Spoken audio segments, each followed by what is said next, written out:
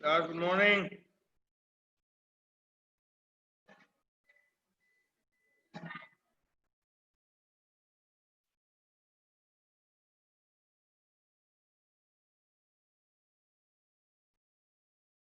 कहाँ तो हो गया था बेटा लास्ट टर्न पे?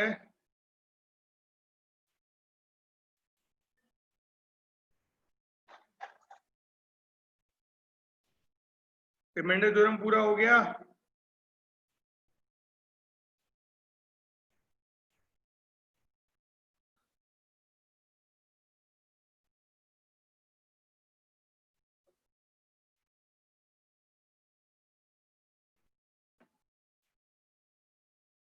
हो गया पूरा? चलो ये सारे हो गए, बहुत बढ़िया। अच्छा, आज ओएलटी डिस्कस करना था मेरा आपका। ओएलटी सॉल्व कर लिया सबने?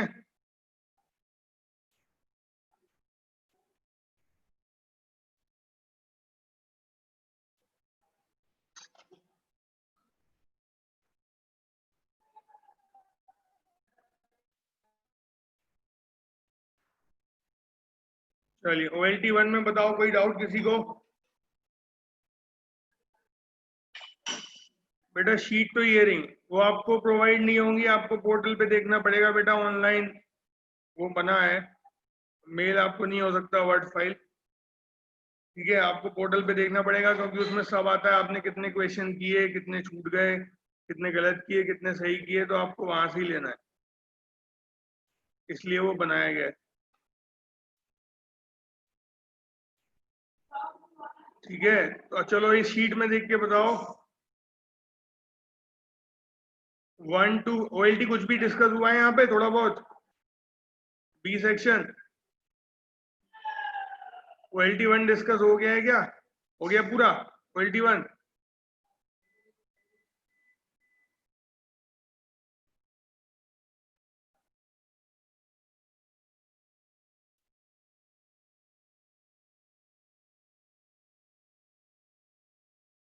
चलो ओएलटी 1 में किसी को कोई डाउट? ओएलटी 1 में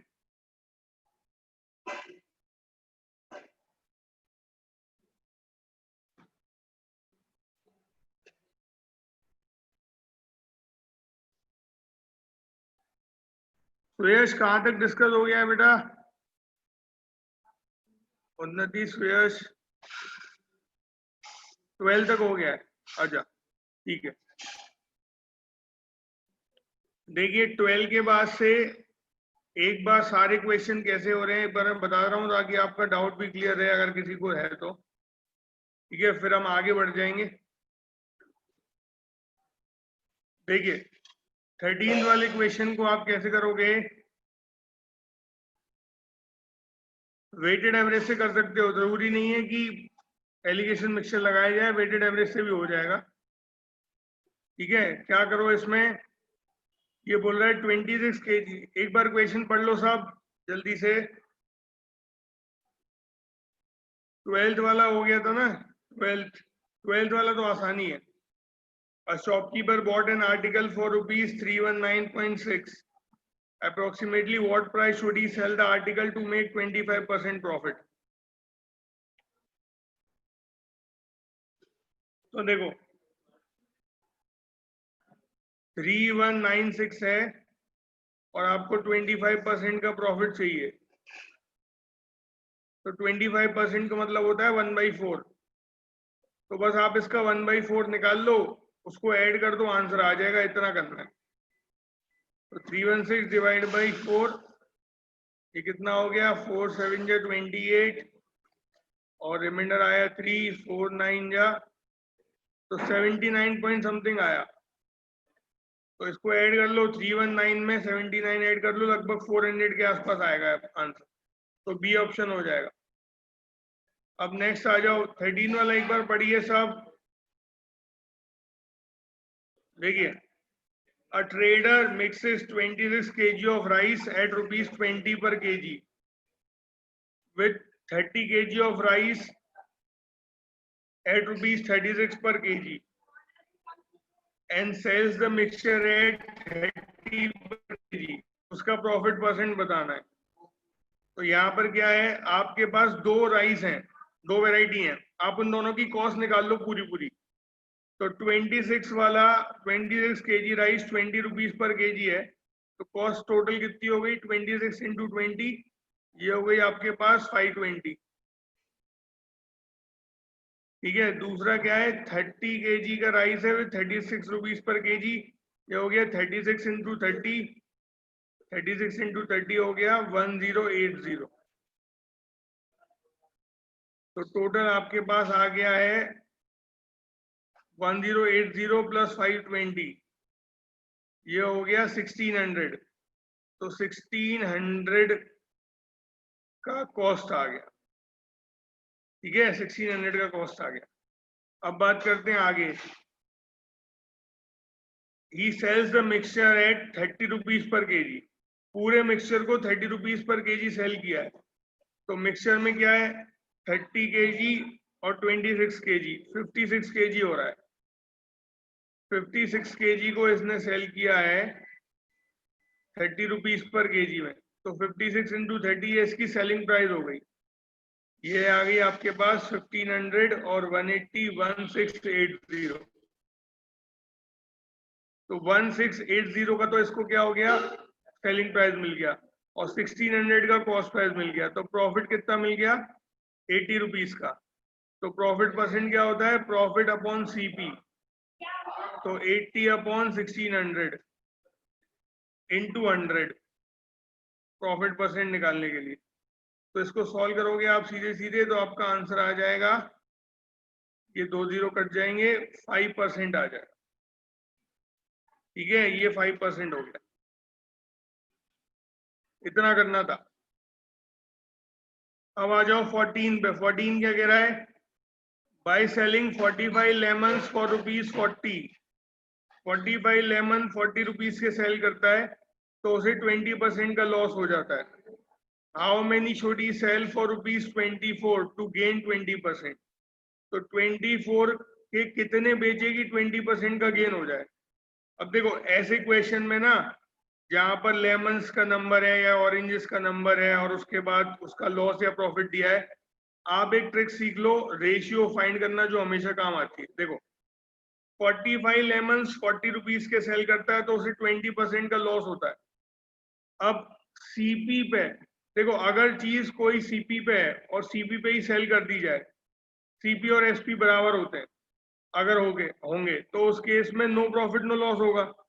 मतलब 100% ऑफ सीपी, उतने पे ही माल आपने सेल कर दिया, तो 100% ऑफ एसपी बराबर हो गए, तो आपको सीपी का पूरा 100% वापस मिल गया, तभी आपको लॉस नहीं है, ना प्रॉफिट है ना लॉस है।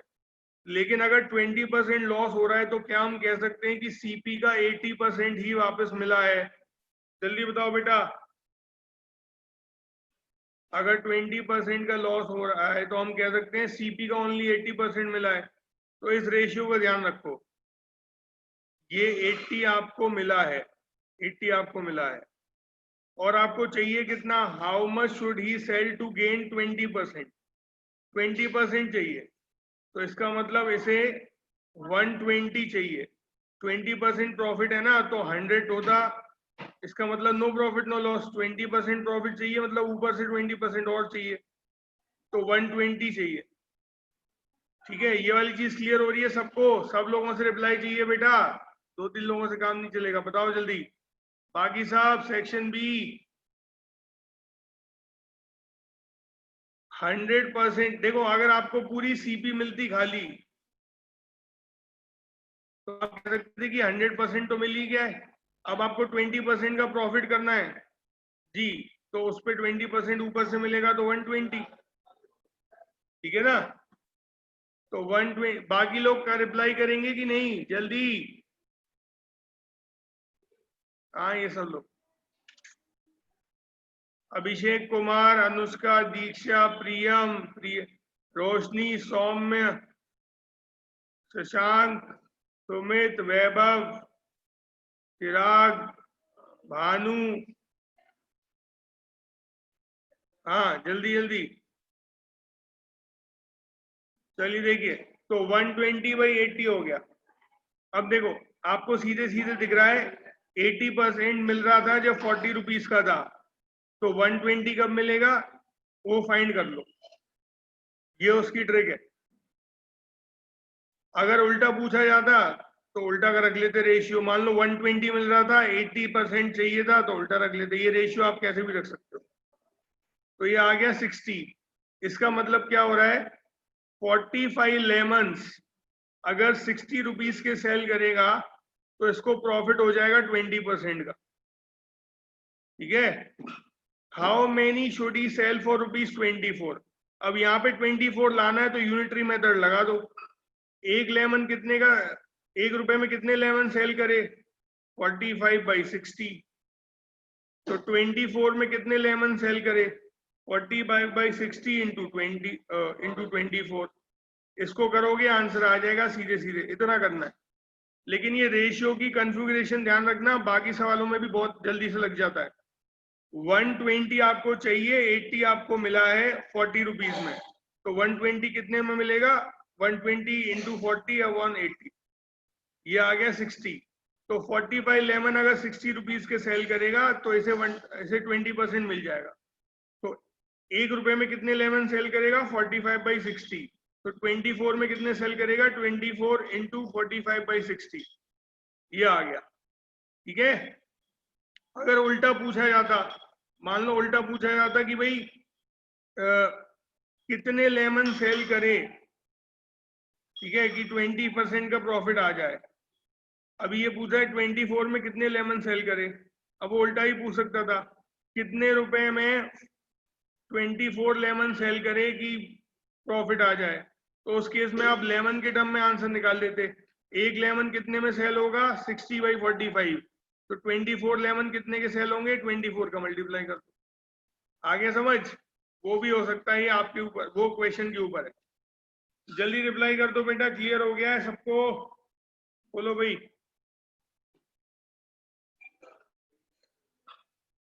चलिए बहुत बढ़िया, अब बढ़ते हैं आगे। 15 वाले देखिए, a sum of money at simple interest amount to ₹815 in 3 years and to ₹945 in 5 years. The sum is, अब देखो कोई अमाउंट है, मान लो x है, वो 3 years में जाके 815 हो रहा है, तो उसको इंटरेस्ट मिल गई होगी 3 years की, 3 years की इंटरेस्ट मान ली हमने, और इसमें उसको 815 रुपीज मिल रहा है। और अगर 9 years की इंटरेस्ट मिल जाएगी तो वो 945 हो जाएगा, 5 years की मिल जाएगी तो 5 years की इंटरेस्ट मिल गई तो 945 हो गया। अब आपको सीधे सीधे लॉजिक लगाना है, कोई फॉर्मूला लगाने की जरूरत नहीं है। 2 साल में कितनी इंटरेस्ट मिल गई ये बताना। 3 years तक तो वो 815 पहुंचा था और 5 years तक वो 945 पहुंच गया। 2 years में कितनी इंटरेस्ट मिल गई, सिंपल इंटरेस्ट है इसलिए कोई दिक्कत नहीं है, सेम ही होती है। कितनी मिल गई 2 years में बताओ जल्दी, बोलो भाई।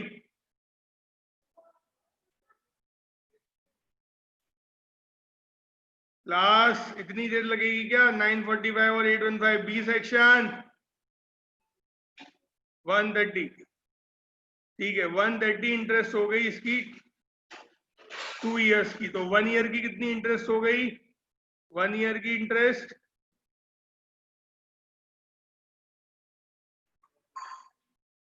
ठीक है, 1 year की निकाल के आपको मालूम है कि x की वैल्यू फाइंड करनी है, 3 years की इंटरेस्ट आप निकाल दोगे, उसके बाद आपको सीधे सीधे आंसर मिल जाएगा।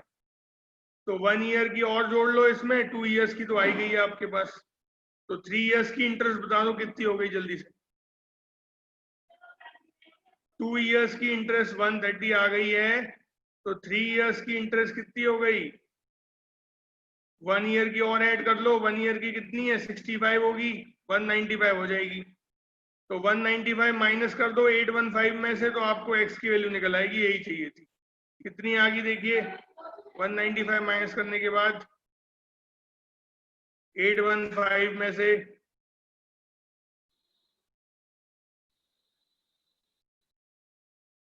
620 आंसर हो गया। हो गया क्लियर,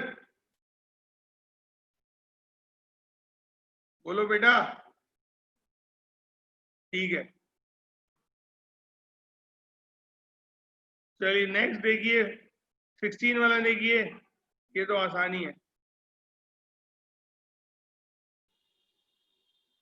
अच्छा 19 वाले में कई लोगों को डाउट रहता है, देखना 19 वाले में क्या है। A person borrows ₹5,000 for 2 years at 4% per annum. He immediately lend it to another person at 6% per annum, fixed 1/4% per annum for 2 years. Find his gain in transaction per year. Per year में gain बताना है। अब देखो 5,000 rupees वो लेता है, 2 years में उसको 4% की सिंपल इंटरेस्ट देनी पड़ती है और मिलती कितनी है 6/4। तो 4 इयर्स की 4% की सिंपल इंटरेस्ट वो दे रहा है और मिल रही है 6/4। 6/4 मतलब हो गया 6.25। तो नेट में उसको कितना गेन हो रहा है, 2.25 का गेन हो रहा है।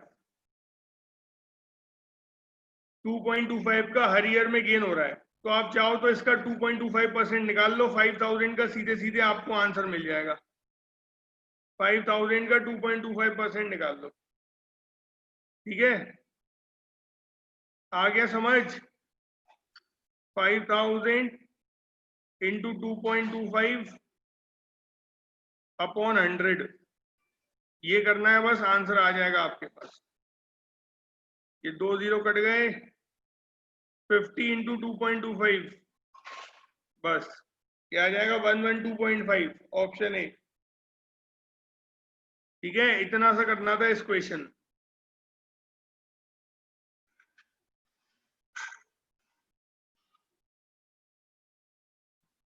और बताइए फर्स्ट 20 में किसी को कोई डाउट जल्दी से, नहीं तो फिर हम साइलॉग शुरू करते हैं। अब बोलो बेटा जल्दी, waiting for your reply class. First 20 में कोई और क्वेश्चन में डाउट एक बार देख लो। और 20 वाला भी आसानी है।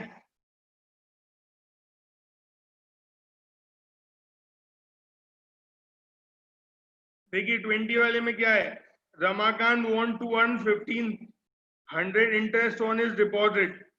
He plans to buy a sack of grain with interest. He puts 5,000 into account that earns 2.5% interest. How long will he need to leave the money in the account to earn interest that would help him to buy the sack? अब देखो 1,500 की उसने interest ले ली है और उसे चाहिए 5,000 उसने सबमिट किया है, डिपॉजिट किया है, इंटरेस्ट की रेट है 2.5%। इसका सीधा तरीका क्या होगा, आपको 1,500 की इंटरेस्ट फाइंड करनी है और आपको हर ईयर में 2.5% इंटरेस्ट मिलती है। तो 5,000 का 1,500 कितना परसेंट हो गया, पहले ये बताओ। 5,000 का 1,500 कितना परसेंट हो गया, जल्दी से। 5,000 का 1,500 कितना परसेंट हो गया, 30% हो गया। तो आपको टोटल 30% इंटरेस्ट चाहिए और हर एवरी ईयर आपको कितना मिल जाता है, 2.5 मिल जाता है। एवरी ईयर आपको 2.5 इंटरेस्ट मिल जाता है। 1,500 चाहिए, मतलब 30% चाहिए, हर साल 2.5 मिल रहा है। तो कितने ईयर्स लग जाएंगे बताना जल्दी से, कितने ईयर्स लग जाएंगे। सीधे सीधा है, 30% को 2.5 से डिवाइड कर दो, आंसर आ जाएगा। इतना करना है बस, सॉल्व। 12 ईयर्स आ जाए, ठीक है। चलो अब इसका हो गया। ओएलटी में और कोई डाउट रहे तो नेक्स्ट क्लास में पूछ लेना आप। अब देखिए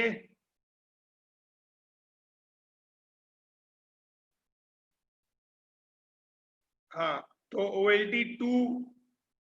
OLT2 सबने ट्राई किया है क्या? OLT2 ट्राई किया कि अभी करोगे?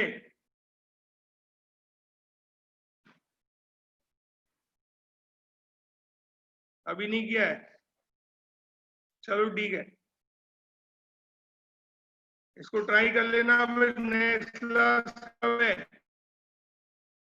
एक आध दिन में नेक्स्ट क्लास है क्या आपकी? बोलो बेटा। हाँ तो ठीक है, तब इसको क्लियर कर पूरा कर लेंगे।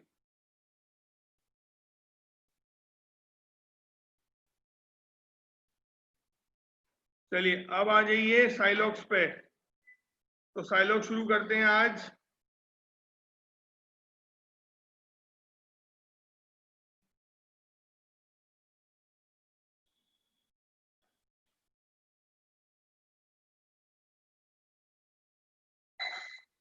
ठीक है, तो साइलॉक्स में अब बेटा सब ध्यान से सुन लेना, नया टॉपिक है और आपको समझना पड़ेगा ध्यान से। ठीक है, बहुत आसान सा टॉपिक है।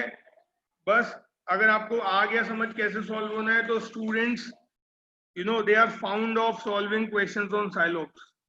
वो कहते हैं सर साइलॉक्स के क्वेश्चन दे दीजिए, ओएलटी में इसमें दे दीजिए, उसमें दे दीजिए, क्योंकि वो ज्यादा आसानी से कर पाते हैं। तो पहले 10-15 मिनट आपको समझना पड़ेगा। 3-4 ट्रिक हैं, वो मैं जैसे जैसे क्वेश्चन में आएगी तो वैसे वैसे बताऊंगा।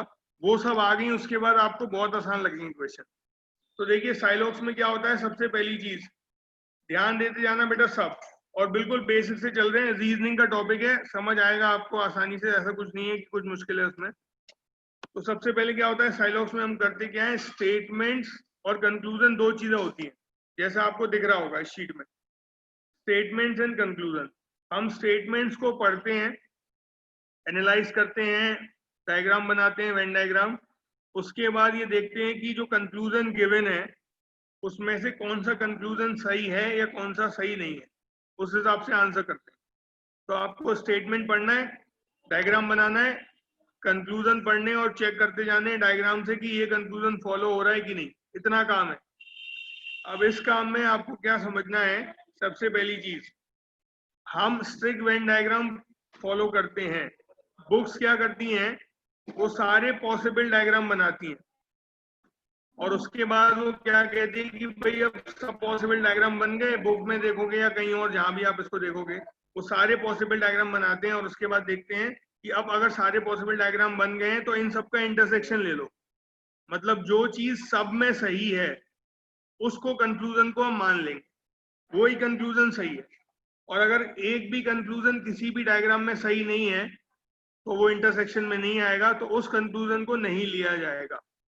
ये पॉलिसी रहती है बुक्स की। वो क्या करते हैं, पॉसिबल डायग्राम बनाते हैं सब अलग अलग, फिर उसके बाद वो सब डायग्राम का इंटरसेक्शन लेते हैं और उसके बाद वो देखते हैं जो कंक्लूजन हम बिल्कुल कंफर्म है सब डायग्राम में सही आ रहा है, उसी कंक्लूजन को सही किया जाएगा, नहीं तो नहीं किया जाएगा। ये उनकी पॉलिसी रहती है। हम ऐसा नहीं करते हैं। ठीक है, हम स्ट्रिक्ट वेन डायग्राम बनाते हैं। तो जब स्ट्रिक्ट वेन डायग्राम बनाते हैं तो हमारे को अपने क्वेश्चन में 1 या 2 डायग्राम से काम हो जाता है। हाँ, क्वेश्चन वाला मतलब नेगेटिव कंक्लूजन आ जाए, वो आगे आपको समझ आएगा, तो डायग्राम थोड़े ज्यादा बन जाते हैं, 2-3 और बन जाते हैं, नहीं तो एक या 2 डायग्राम में पूरा क्वेश्चन हो जाता है। तो हम वही स्ट्रेटेजी फॉलो करेंगे और आप ध्यान से देख लेना सब लोग, वो आपको मिलेगी नहीं बेटा और कहीं ये ट्रिक, ठीक है, शायद ही मिले। तो मेक श्योर कि आप ये समझ जाओ। अब सबसे पहली चीज, जब भी हम स्ट्रिक्ट वेन डायग्राम बनाएंगे आपके दिमाग में बहुत सारे क्यों और क्यों आएंगे, वाई वाई ऐसे हाउ आएगा, उसको क्लियर करते जाना उसी समय। ठीक है, वो नॉर्मल है, सबके दिमाग में आता है, ये ऐसे क्यों, ये ऐसे क्यों नहीं, वो आएगा, उसको वहीं क्लियर करते जाना, ताकि आपको आगे जैसे ही आप 3-4 क्वेश्चन कर लो फिर आपको बहुत आसान लगने लगे। तो शुरू करते हैं। सबसे पहली चीज जो आपको समझनी है इसमें वो क्या है, हमारे पास जो ये स्टेटमेंट्स हैं जिनका हम वेन डायग्राम बनाएंगे वो कितने टाइप के हैं। तो आपके पास 4 टाइप के स्टेटमेंट होते हैं, लिखते जाइए। सबसे पहला लिखो यूनिवर्सल पॉजिटिव, लिखिए यूनिवर्सल पॉजिटिव। हाँ, थोड़ा कॉपी पेन में लिखना पड़ेगा आपको, 1-1.5 पेज, समझ आ जाएगा। यूनिवर्सल पॉजिटिव, यूनिवर्सल पॉजिटिव में लिखिए नीचे एग्जाम्पल इसका, all A are B, all A are B, सारे ए बी हैं, ऑल ए आर बी, ये हो गया यूनिवर्सल पॉजिटिव। ठीक है, अब पहली चीज, यूनिवर्सल पॉजिटिव क्यों है ये सभी ए के बारे में बात कर रहा है, ध्यान दो, ये सब ए के बारे में बात कर रहा है, तो इसलिए ये यूनिवर्सल है। और पॉजिटिव क्यों है, क्योंकि इसमें नो या नॉट नहीं लग रहा है, बहुत सिंपल सी चीज। नो या नॉट या कोई नेगेटिव टर्म नहीं लग रहा है तो ये पॉजिटिव है, ठीक है। All A are B universal positive, लिख लिया सबने, लिख लिया साक्षी?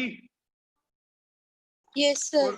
चलिए सेकंड देखिए, सेकंड लिखिए universal negative, universal negative no A is B, no A is B, ये हो गया यूनिवर्सल नेगेटिव, ठीक है। Universal negative no A is B, क्योंकि ये सभी ए के बारे में बात कर रहा है कि कोई भी ए बी नहीं है। No A is B, universal negative, ठीक। इसके बाद नेक्स्ट इज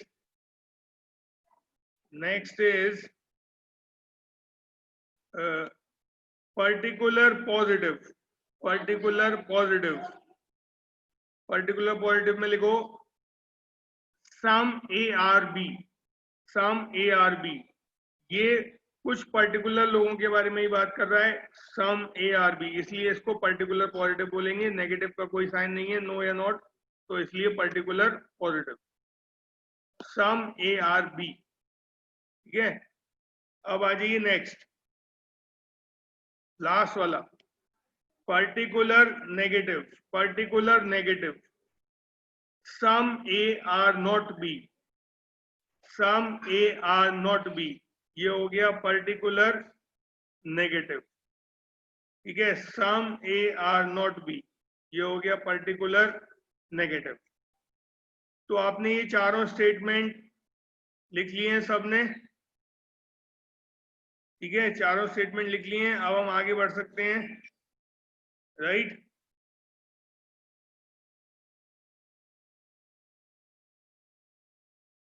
अब इनके वेन डायग्राम पे आते हैं। अब देखो इनके वेन डायग्राम कैसे बनेंगे, चारों स्टेटमेंट आपने लिख लिया, अब वेन डायग्राम देखिए। सबसे पहले फर्स्ट स्टेटमेंट का वेन डायग्राम देखते हैं। फर्स्ट स्टेटमेंट का वेन डायग्राम क्या है, ऑल ए आर बी। अच्छा, अगर ऑल ए आर बी हैं तो बताओ ए बड़ा फील्ड है कि बी बड़ा फील्ड है? All A are B, all A are B, B बड़ा फील्ड है, ठीक है ना। ऑल ए आर बी, देखो कैसे, सारे ए बी हैं, मतलब ए बी के अंदर आएगा तो बी बड़ा फील्ड हो गया ना। उन्नति, साक्षी, क्लियर हुआ बेटा? All A are B, B बड़ा फील्ड हो गया, ठीक है। अच्छा नेक्स्ट क्या था, no A is B, no A is B, तो नो ए इज बी है तो आप इसको लिखोगे ए अलग और बी अलग, no A is B, done. अब आ जाओ थर्ड पे, थर्ड क्या है, some A are B, particular positive some A are B, तो ये हो गया सम ए आर बी, ये ए हो गया, ये बी हो गया, सम ए आर बी, राइट। अब बढ़िया आगे, ये तो हो गया सम ए आर बी। नेक्स्ट आएगा सम ए आर नॉट बी। अब देखो यहां से कंफ्यूजन शुरू होता है, some A are not B, इसका डायग्राम हम स्टिक डायग्राम ऐसे बनाते हैं, सम ए आर नॉट बी, ये बनाते हैं। अब यहां से लोगों को दिक्कत होना शुरू होती है कि सर ये क्यों नहीं, इसमें सम ए आर बी हैं तो सम ए आर नॉट बी भी हैं, कुछ ए बी हैं और कुछ ए बी नहीं है, तो यही डायग्राम बन जाना चाहिए। बन सकता है, ये भी बन सकता है, लेकिन ये एक पॉसिबल केस है। अब उसका रीजन समझ लो क्यों नहीं बनाया वो डायग्राम। देखो एक चीज आप ध्यान रखना, जब भी यूनिवर्सल स्टेटमेंट होता है, यूनिवर्सल से हम पर्टिकुलर स्टेटमेंट को या पर्टिकुलर कंक्लूजन ड्रॉ कर सकते हैं, लेकिन पर्टिकुलर स्टेटमेंट से कोई कंक्लूजन ड्रॉ नहीं होता है। उसका रीजन क्या है समझिए, यूनिवर्सल से हम पर्टिकुलर ड्रॉ कर सकते हैं। अगर हमने कहा ऑल ए आर बी, सारे ए बी हैं, ऑल ए आर बी, ठीक है, तो क्या आप कंफर्म हो कि अगर ऑल ए आर बी हैं तो सम ए आर बी तो होंगे ही। बताइए जल्दी, अगर ऑल ए आर बी हैं तो क्या आप कंफर्म हो कि सम ए आर बी तो होंगे ही? बोलो बेटा, ये सबसे आंसर चाहिए इसका, ये लॉजिक आपको समझना पड़ेगा। अगर ऑल ए आर बी हैं तो सम ए आर बी तो पक्का होंगे ही, है ना? तो ऑल ए आर बी से आप ये वाला डायग्राम रिड्यूस कर सकते हो सम ए आर बी। ठीक, तो इसलिए हम क्या करते हैं, इस डायग्राम को सम ए आर नॉट बी में नहीं बनाते, क्योंकि हो सकता है यहीं से आ गया हो ऑल ए आर बी से, ऑल ए आर बी से ये कंक्लूड हो सकता है सम ए आर बी। तो अगर some A are B all A are B से आया है तो आप कैसे कह सकते हो कि सम ए आर नॉट बी का ये वाला डायग्राम बन जाएगा? क्योंकि जब सारे ही ए बी हैं तो सम ए आर नॉट बी का ये नहीं बना सकते ना हर केस में, इसलिए हम इसको नहीं बना के चलते। पॉसिबिलिटी है, हो सकता है, लेकिन हम कंफर्म नहीं होते, इसलिए हम नहीं बनाते। क्लियर हो गया सबको? अब जैसे देखो, इसमें लिखा है no A is B, no A is B का ये डायग्राम है। तो अगर नो ए इज बी आप कंफर्म हो कि कोई भी ए बी नहीं है, तो क्या आप बिल्कुल कह सकते हो कि कुछ ए तो बी नहीं होंगे? Some A will definitely be not be. If no A is B, अगर कोई भी ए बी नहीं है तो ये बिल्कुल पक्का है कि कुछ ए तो बिल्कुल ऐसे होंगे जो बी नहीं होंगे, है ना? तो नो ए इज बी से हम सम या नॉट बी को बिल्कुल ड्रॉ कर सकते हैं, इसलिए हम नो ए इज बी का डायग्राम यही बना लेते हैं, सम या नॉट। अगर ये है तो ये तो पक्का होगा ही। क्लियर हो गया सबको? हम बिल्कुल स्ट्रिक्ट वेन डायग्राम बनाएंगे, पॉसिबल केस बनाएंगे ही नहीं। तो ये पूरा क्लियर। अब मैं इसको रब कर रहा हूँ, चारों डायग्राम आपके पास आ गए हैं जिनको आपको यूज करना है। तो इनको यूज करते हुए हम अब क्वेश्चन सॉल्व करेंगे, ठीक है? देखिए, ये मैं ड्रॉ रब कर रहा हूँ। अब देखिए क्वेश्चन नंबर 1, इसमें भी आपके बहुत दिमाग में डाउट्स आएंगे, एक मिनट एक एक करके क्लियर करते जाना। All hunters are punters, all hunters are punters, तो हंटर छोटा फील्ड हो गया, पंटर बड़ा फील्ड हो गया। All hunters are punters. Some punters are tigers, some punters are tigers, तो ये हो गया टाइगर्स। अब यहीं से ही डाउट दिमाग में आना शुरू हो गए होंगे बच्चों के। आपके फेसेस नहीं दिख रहे, लेकिन मैं एक्सपीरियंस उससे बता सकता हूँ कि क्या डाउट आते हैं लोगों को। देखिए, ये आता है पहला डाउट, सर ये आपने जो टाइगर है ना, इसको पंटर्स में क्यों लगवाया? ऐसा भी तो बन सकता था, ये भी तो बन सकता था जी। पॉसिबल केस, बिल्कुल बन सकता है। अच्छा, और भी पॉसिबल केस देखो, ये भी हो सकता है, अगर ऑल हंटर्स आर पंटर्स हैं तो ऐसा भी हो सकता है ऑल पंटर्स आर हंटर्स हो, तो ये ओवरलैप कर जाए, ये भी हो सकता है, और उसके बाद यहाँ पर टाइगर बन जाए, ये भी हो सकता है। तो ऐसे 3-4 केसेस और बन सकते हैं, ठीक है?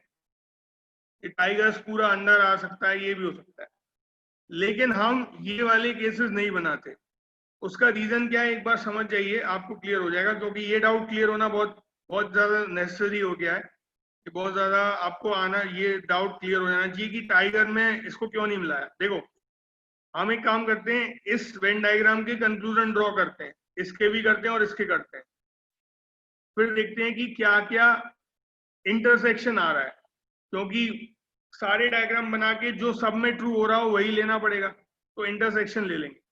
तो देखिए, इसमें आप कह सकते हो सम पंटर्स आर हंटर्स, ठीक है, सम पंटर्स आर हंटर्स, ये पहला conclusion. Some hunters are punters, ये दूसरा कंक्लूजन। और क्या आ रहा है? Some punters are tigers, some punters are tigers, ये भी आ रहा है। And some tigers are punters, ये भी आ रहा है। बस ये आ रहा है, ठीक है? अब बात करो इस वाले डायग्राम की। इस वाले डायग्राम में देखो, सम पंटर्स आर हंटर्स इसमें भी आ रहे हैं, सम हंटर्स आर पंटर्स इसमें भी आ रहे हैं, सम टाइगर्स आर पंटर्स इसमें भी आ रहे हैं, सम पंटर्स आर टाइगर्स इसमें भी आ रहे हैं। लेकिन इसमें एक्स्ट्रा कुछ आ रहा है, क्या आ रहा है? Some hunters are tigers and some tigers are hunters, ये भी आ रहे हैं। Some hunters are tigers, some tigers are hunters, ये भी इसमें आ रहा है, जो यहां नहीं थे। अब इसकी बात कर लो, इसमें ये 6 आ रहे हैं, साथ में 2 चीजें और आ रही हैं, all punters are hunters, all punters are hunters आ रहा है, ठीक है ना, ये इसमें एक्स्ट्रा आ रहा है। अब देखो जब आप इंटरसेक्शन लोगे तो क्या होगा, ये वाला जो है फर्स्ट वाला, ये इसमें भी ट्रू है, इसमें भी ट्रू है और इसमें भी ट्रू है, ये वाला इन सब में ट्रू है, ये चारों जो हैं वो इन सब में ट्रू हो रहे हैं, लेकिन ये दोनों जो आपने एक्स्ट्रा इस वाली डायग्राम से बनाए थे यहां ट्रू नहीं हो रहे, तो इनको नहीं लिया जाएगा। और ये वाला जो एक्स्ट्रा आपने इस डायग्राम से बनाया है ये इन दोनों में ट्रू नहीं हो रहा, तो इसको भी नहीं लिया जाएगा। तो जब लेना ही नहीं है तो बनाए क्यों, समझ रहे हो, ये चीज बस इंपॉर्टेंट है, जब लेना ही नहीं है तो हम ये सब बनाए क्यों रहे हैं, हम कोई पॉसिबल डायग्राम नहीं बनाएंगे, हम एक ही स्ट्रिक्ट वेन डायग्राम बनाएंगे, जितना बोला गया है उतना ही करेंगे, समझ गए, और उसके बाद हम क्वेश्चन सॉल्व कर लेंगे, तो जितना बोला है उतना ही किया जाएगा और कुछ नहीं। तो देखिए क्या हो जाएगा, आप सीधे सीधे ये डायग्राम बनाओगे, ऑल हंटर्स आर पंटर्स, ये बन गया डायग्राम, और सम पंटर्स आर टाइगर्स, तो हम बिल्कुल टाइगर्स को पंटर्स में ही मिलाएंगे,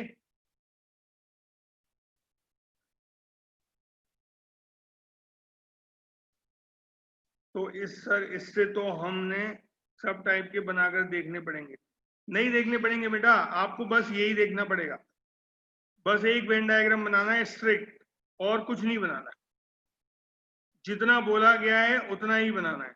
इसने बोला सम पंटर्स आर टाइगर्स, तो हम पंटर्स को बस टाइगर में लगाएंगे, हंटर्स में टच भी नहीं कराएंगे, और कोई पॉसिबल केस बना के नहीं देखेंगे, जितना बोला है उतना ही बनाएंगे। क्लियर हुआ? अब देखिए इसके अकॉर्डिंग हम आंसर करेंगे। पहला, सम हंटर्स आर टाइगर्स, क्या सम हंटर्स आर टाइगर्स हैं? नहीं है, ये फॉलो नहीं हो रहा। ऑल टाइगर्स आर पंटर्स, हाँ बोलो बेटा उन्नति, कहाँ डाउट है? All tigers are punters, all tigers are punters हैं? नहीं है। Some punters are hunters, some punters are hunters हैं? हाँ है। नो पंटर्स आर हंटर्स, ऐसा है? ऐसा नहीं है। तो आपका कौन सा सही हुआ? केवल थर्ड वाला सही हुआ। तो आप कौन सा ऑप्शन लगाओगे? इसमें कहीं पे नहीं लिखा है ओनली थर्ड फॉलोज, तो इसलिए ऑप्शन डी लगेगा। अब बताओ जल्दी से, क्या समझ में नहीं आया इसमें? जल्दी बेटा सब लोग जल्दी बताओ। आ गया? चलो बहुत बढ़िया। अब नेक्स्ट वाला बताएंगे, 2 वाला सब लोग करके बताएंगे क्या आंसर आ रहा है, जल्दी बताइए भाई 2 वाला।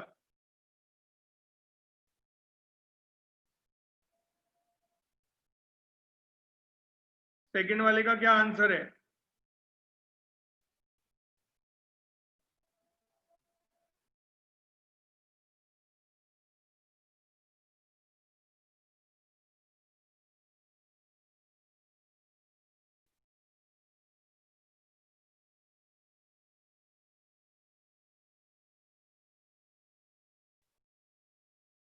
आया किसी का?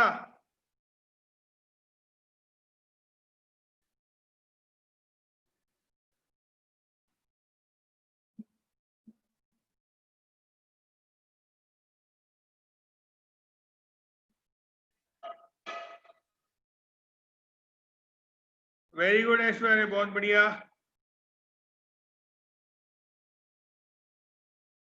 बाकी के लोग?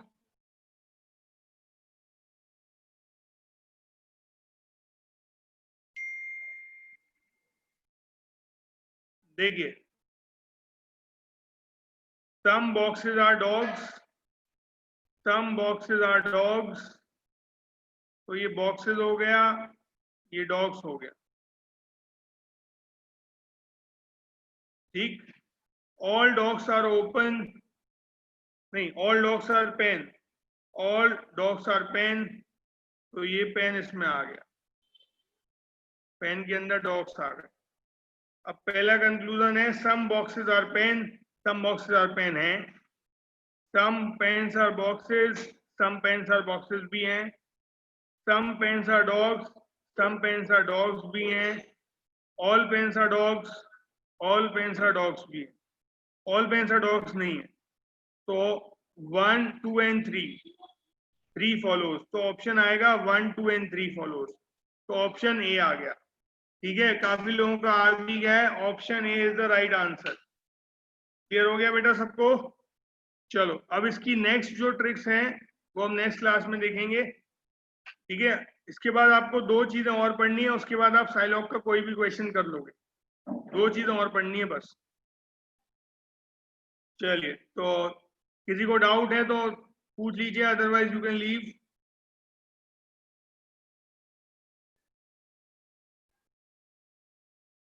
थैंक यू बेटा।